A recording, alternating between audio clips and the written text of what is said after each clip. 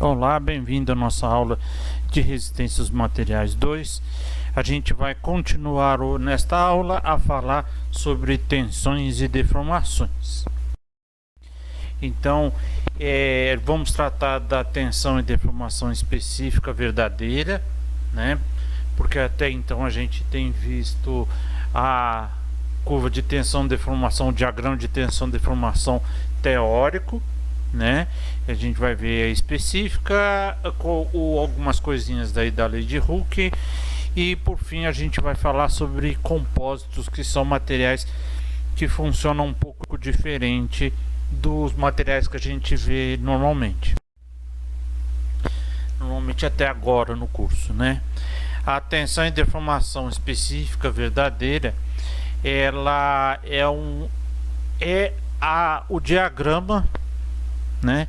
É o diagrama que ocorre quando eu faço um carregamento definitivo, né?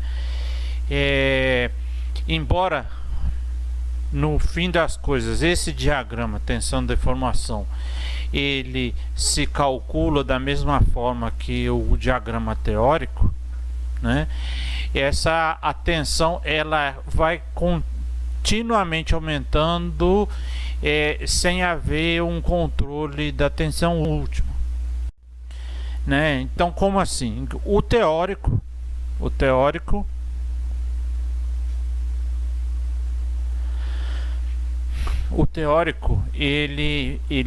você vai carregando a peça, aí você percebe que ela entra na fase de escoamento.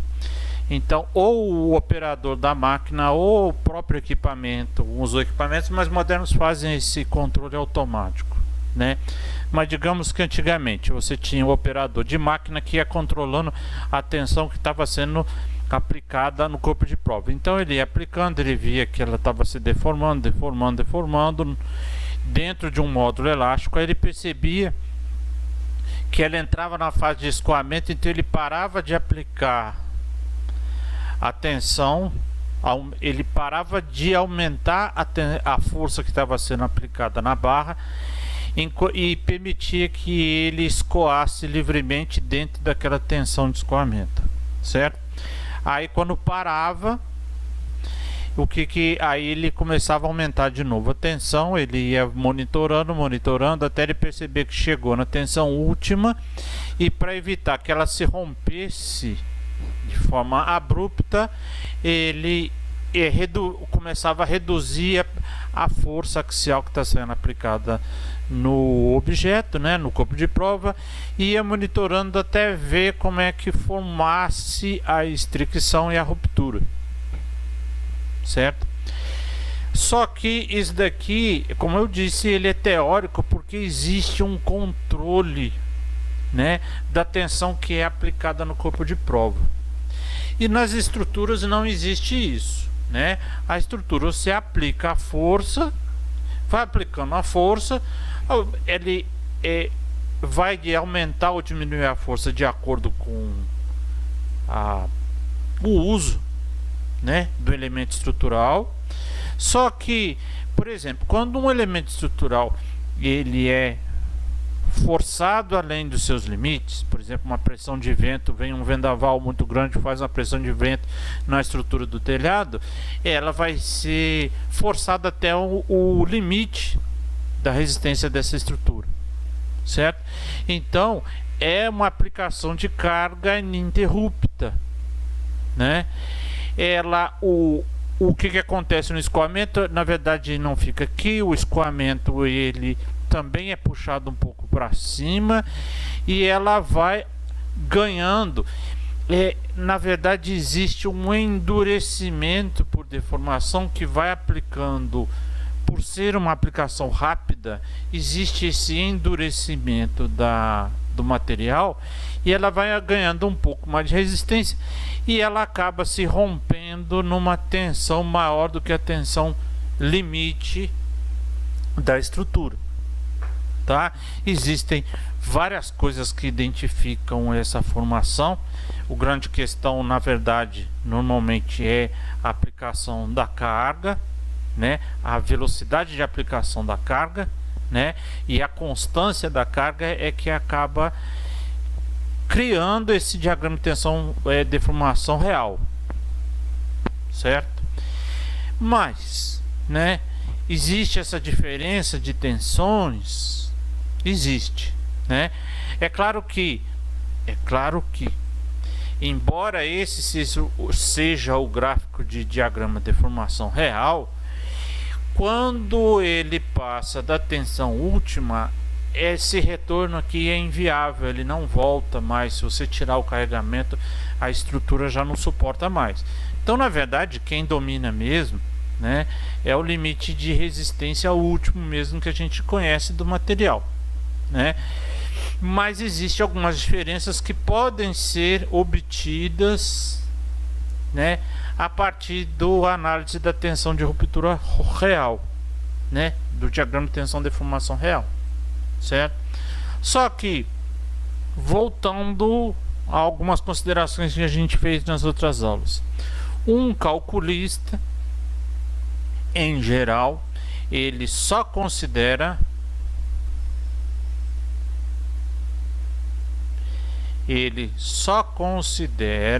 esta região na hora que ele está analisando a estrutura, né? Então, em termos, é o que ele chama estado limite de utilização. Então, quando eu estou calculando a minha estrutura para que ela se comporte de forma adequada, né, eu normalmente só analiso a minha estrutura neste trecho elástico com comportamento linear. Só que a segurança, isso daqui vamos dizer, são todas as considerações que eu tenho que fazer para quando eu quero que, por exemplo, a minha estrutura seja confortável. Se ela não vibra muito, se ela não se deforma, que são características lá do estado limite de utilização, né?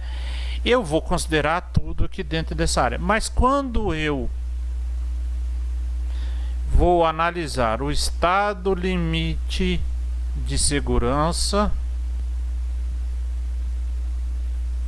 né? Então, qual que é o máximo que a estrutura aguenta sem cair? Ela pode deformar, ela pode vibrar, mas ela não vai cair, né? Então eu avalio a segurança da estrutura. Essas avaliações quase sempre são feitas com um edifício, por exemplo, no incêndio, desastre, né? Então a gente faz uma verificação da segurança final da estrutura. Aí sim eu vou avaliar a resistência última do aço, e eu posso ter um pequeno ganho nessa brincadeira se eu aqui está mais ou menos o que eu já falei, né? Aqui está o que eu já falei, né? Os engenheiros normalmente utilizam o diagrama de tensão de deformação convencional porque a maioria dos projetos de engenharia trabalham dentro da faixa elástica, mas é como eu falei, o L está de limite de não, falei tudo errado. Vamos lá de novo.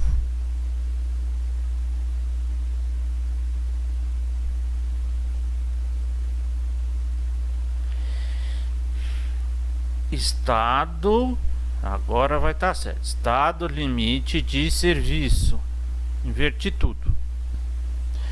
O ELS de serviço é quando eu avalio a minha estrutura dentro da faixa elástica, né? Mas quando eu quero verificar a total segurança do edifício, aí é o U de último, e aí sim eu vou utilizar, né, a deformação verdadeira, levando em consideração inclusive as distorções severas do material, certo?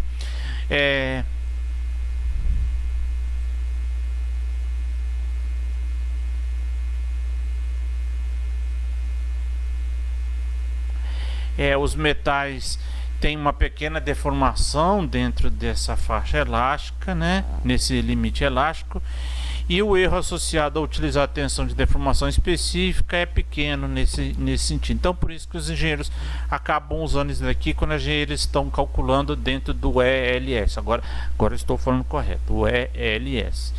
Agora, quando ele vai avaliar o ELU, né, o estado limite último, agora está correto.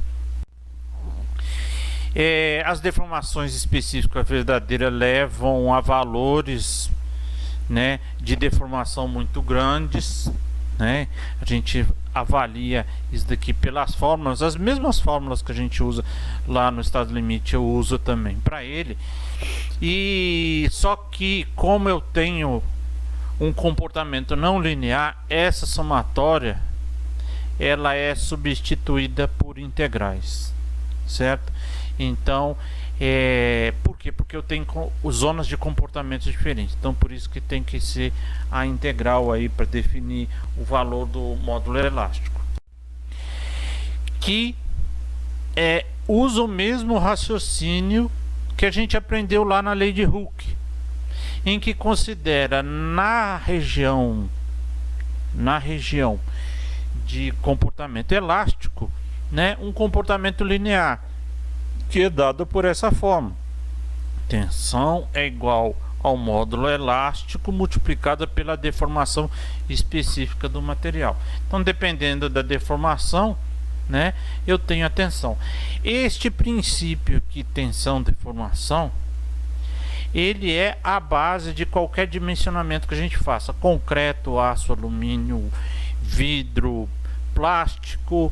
A gente sempre vai ver, né? A gente vai lá na teoria das estruturas, calcula os deslocamentos, e tendo os deslocamentos a gente sabe quais são as tensões. Sabendo as tensões eu defino qual que é o tamanho da peça que eu preciso, né? Então esse é o princípio básico. O cálculo desse módulo de elasticidade, que é importante ali, né, como vocês viram, né?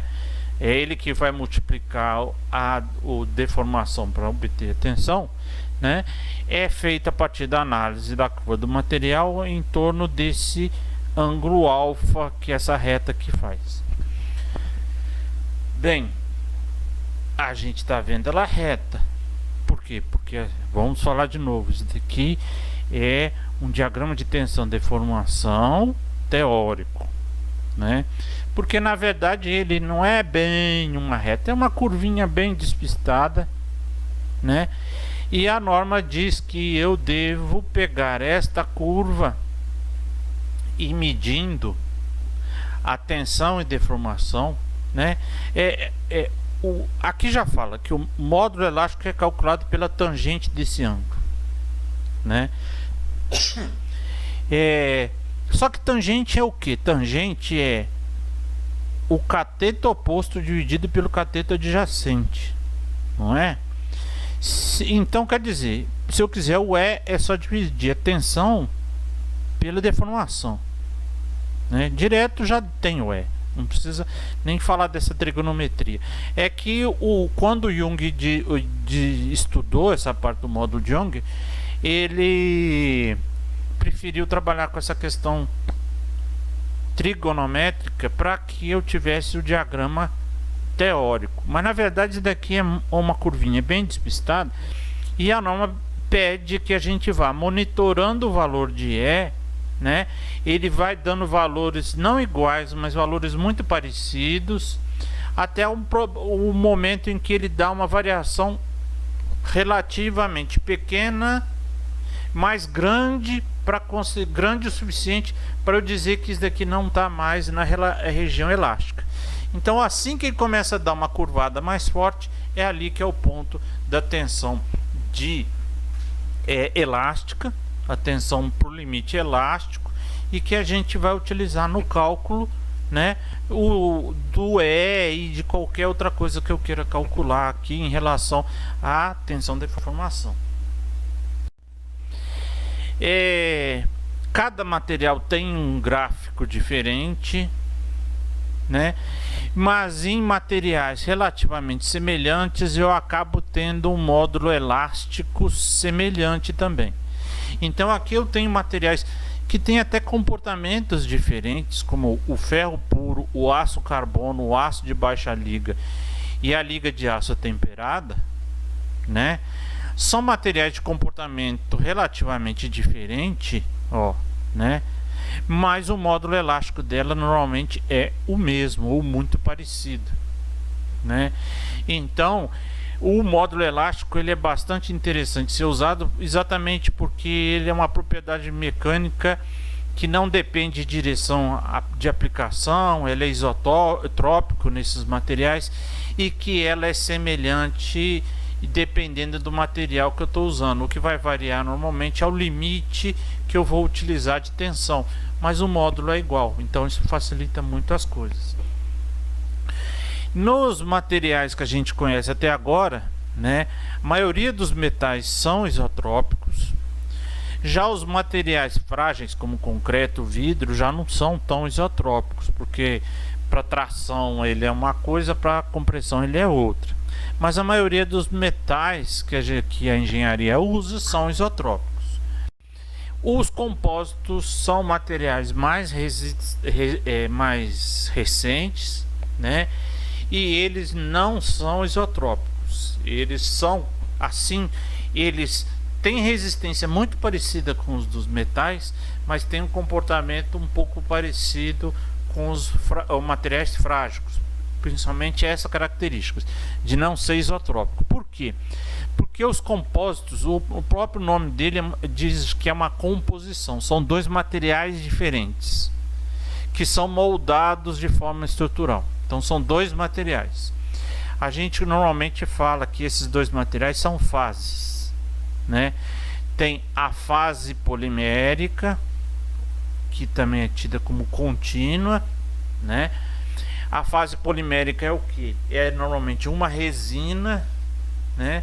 E é a matriz de aderência da outra fase, que é a fase de reforço, que normalmente é composta por um material em forma de fibras, né? A interação ela entre a matriz polimérica e a fase de fibras, né?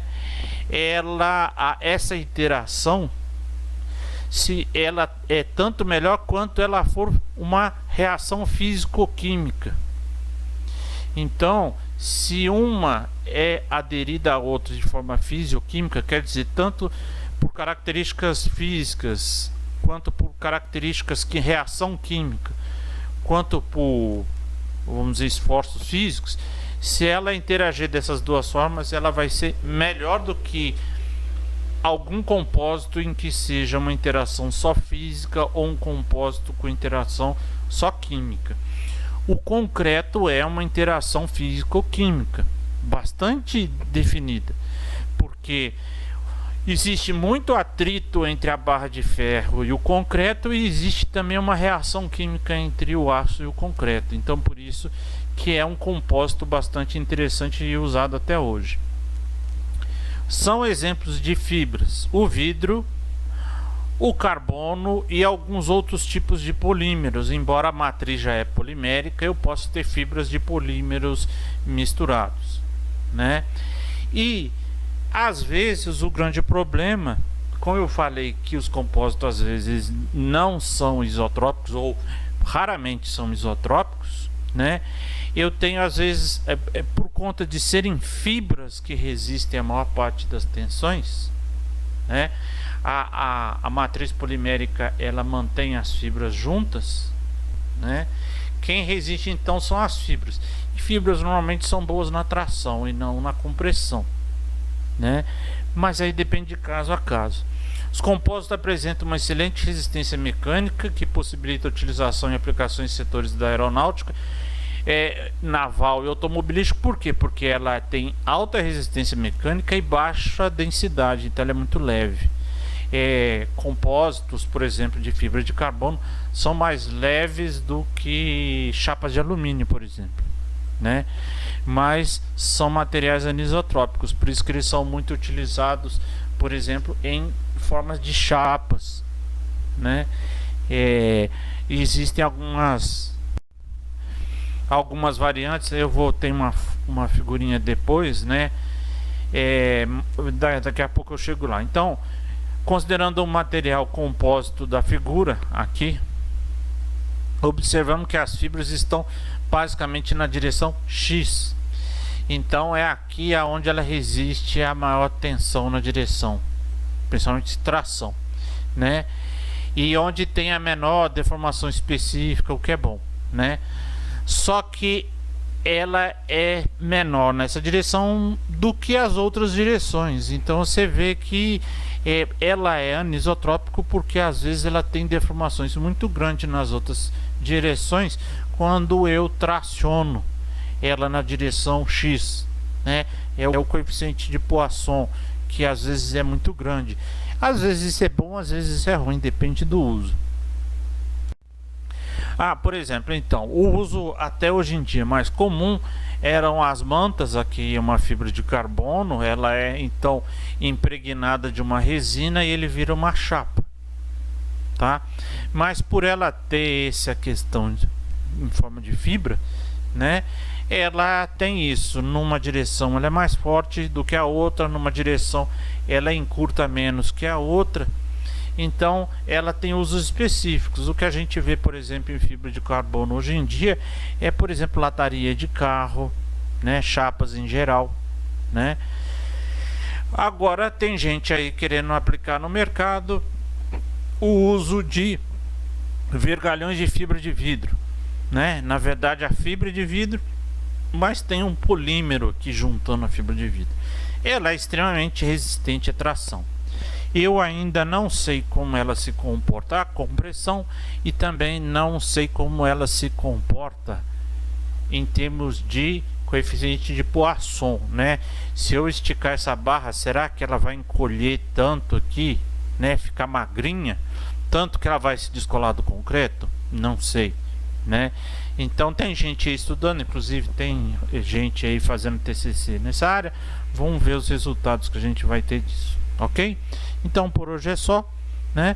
Eu vou ver se eu deixo também alguns vídeos aí do YouTube para vocês darem uma olhada, principalmente nessa questão de compósitos, ok? Obrigado.